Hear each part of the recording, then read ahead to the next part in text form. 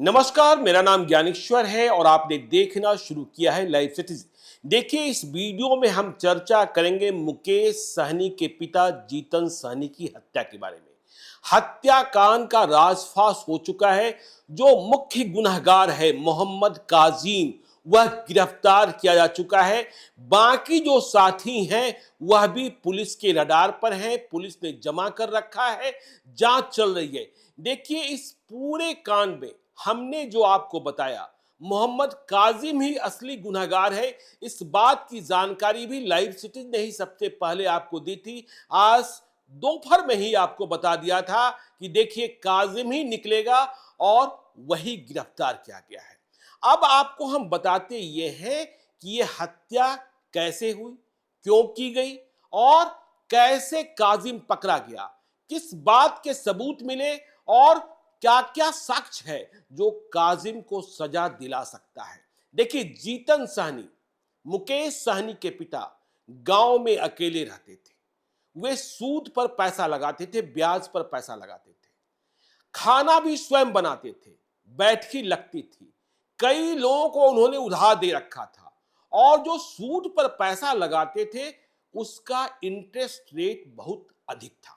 तो देखिए, ये जो काजिम अंसारी, हमने कल ही बताया था कि हत्यारे जो हैं वह स्थानीय हैं, कहीं दूर से नहीं आए हैं।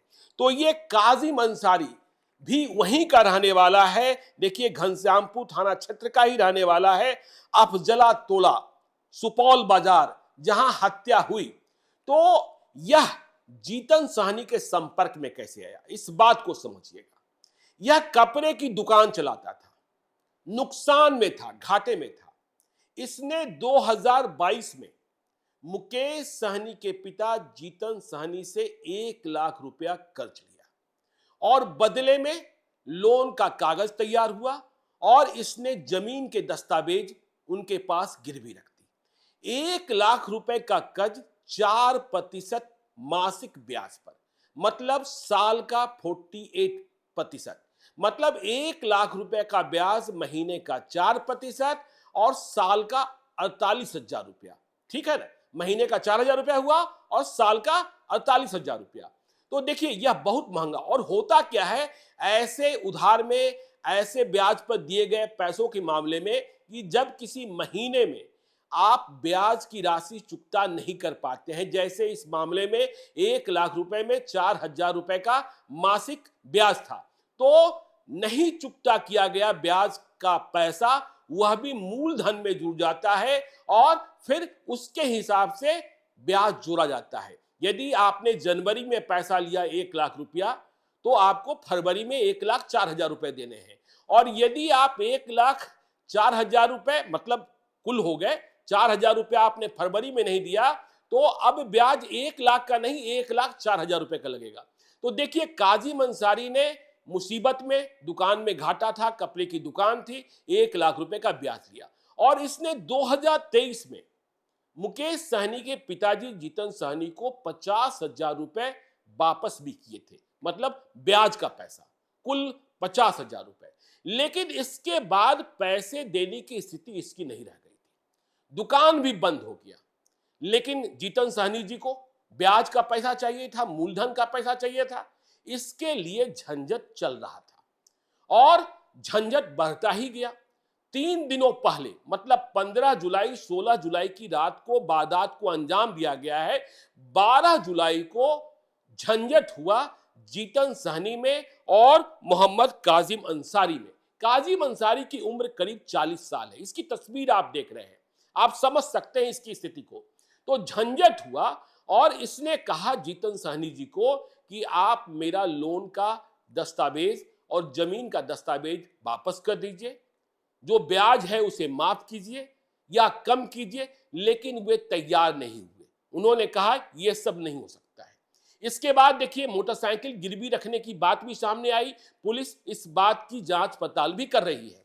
तो अब यह बात बढ़ गई और काजिम अंसारी को कहने वाले लोग कहते हैं कि मुकेश सहनी के पिताजी ने यह भी कहा कि यह मत समझना कि हम मुकेश सहनी के बूते हैं, हम तुमसे फरियाद लेंगे। तो यह झंझट हो गया 12 जुलाई को।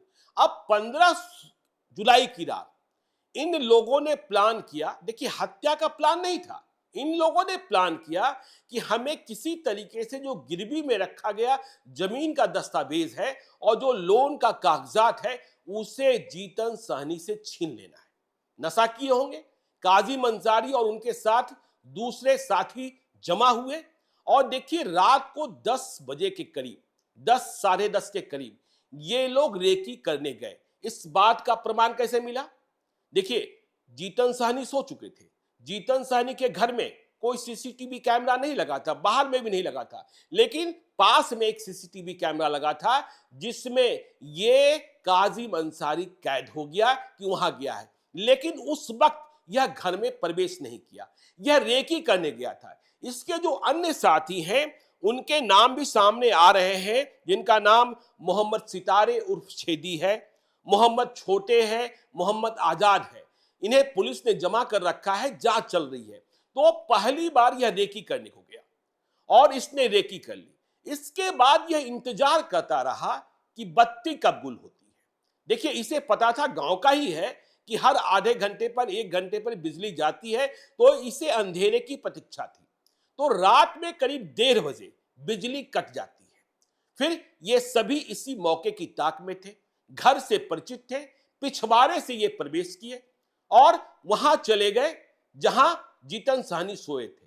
और इसे यह भी पता था कि जीतन सहनी जो भी दस्तावेज है जिसे ब्याज देते हैं, उन दस्तावेजों को एक लकड़ी की अलमीरा में बंद कर रखते हैं। तो उस अलमीरा में ताला लगा था।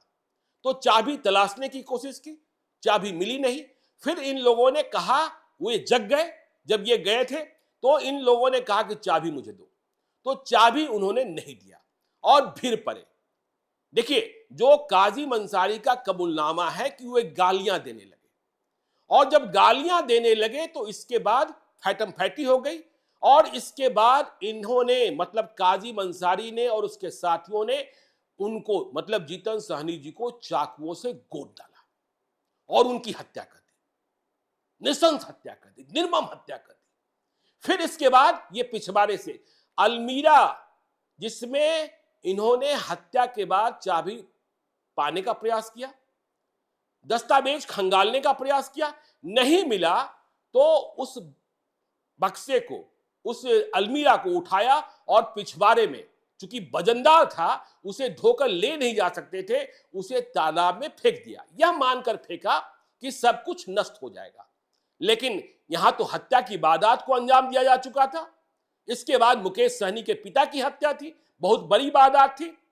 तो फेंकने के बाद ये सभी चले गए। हमने आपको कल भी बताया था कि पुलिस को ऐसे गवाह मिले, एक महिला मिली है जिसने यह देखा कि हत्या करने के बाद, महिला को पता नहीं था, एक चापाकल पर कुछ लोग हाथ पैर धो रहे थे रात को, तो इससे भी निशानदेही मिली। अब देखिए इस मामले में क्या क्या सबूत मिले हैं और कैसे कैसे साक्ष्य जुटाया गया है। जो मोबाइल है उसका सीडीआर मिला है, जो डाटा एनालिसिस है वह टावर लोकेशन बता रहा है, और फिर सीसीटीवी यह इस बात की गवाही दे रहा है। देखिए इस मामले में चूंकि मुख्यमंत्री नीतीश कुमार स्वयं इस मामले को मॉनिटर कर रहे थे और बिहार पुलिस के डीजीपी राजविंदर सिंह भट्टी हर पल की खबर ले रहे थे, इसमें तमाम प्रकार की जांच, वैज्ञानिक जांच, मानवीय पहलुओं से मतलब ह्यूमन इंटेलिजेंस से भी जानकारी प्राप्त की गई और एफएसएल की जांच, डॉग स्क्वाड को पटना से भेजा गया। तो देखिए काजिम अंसारी की पहचान कर ली गई, काजिम अंसारी पास का ही।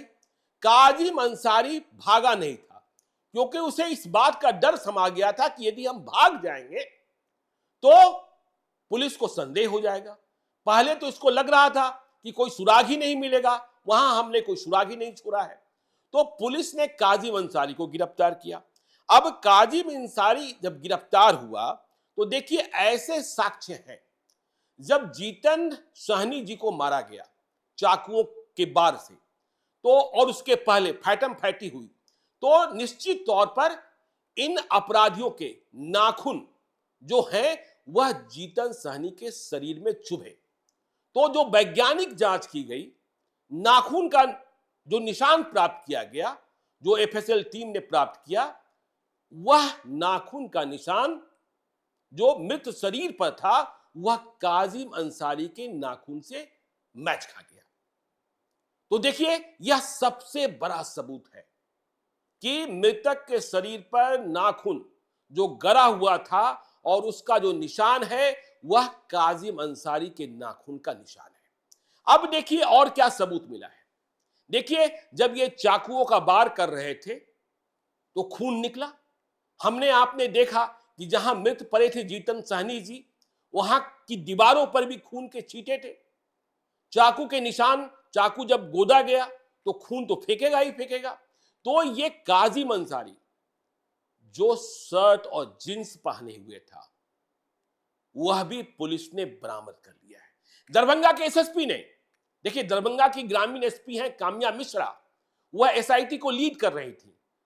जो डीआईजी हैं बाबू राम, वे इस मामले में पर्यवेक्षण कर रहे थे। तो जो शर्ट और पैंट काजिम अंसारी का मिला जो वह वारदात के वक्त पहने था, उस पर खून के छींटे हैं। और यह खून के छींटे किसके हैं? जीतन सहनी के हैं।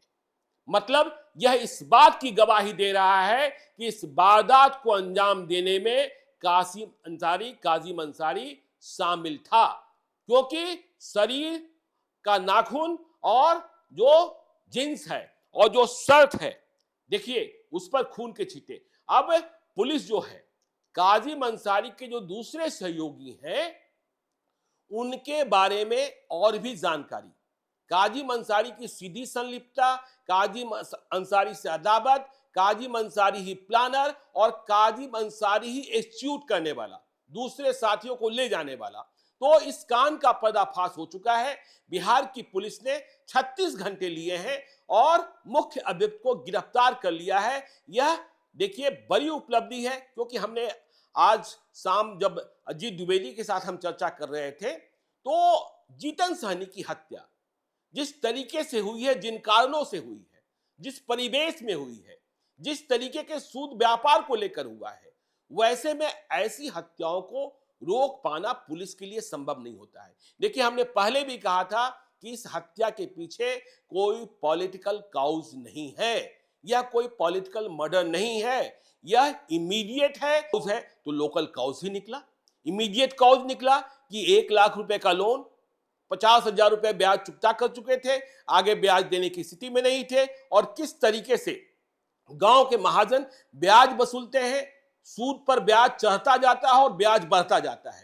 तो इस हत्याकांड का पर्दाफाश किया जा चुका है। आगे जो इनके सहयोगी मिलेंगे उनके बारे में भी आपको बताएंगे। आप देखते रहिए लाइव सिटीज को। यदि अब तक आपने हमारे यूट्यूब चैनल लाइव सिटीज को सब्सक्राइब नहीं किया है तो जरूर कर लीजिएगा, और यदि इस वीडियो को आप फेसबुक पेज के माध्यम से देखें तो पेज को लाइक कीजिएगा, ट्विटर पर भी हमें फॉलो कीजिए। धन्यवाद।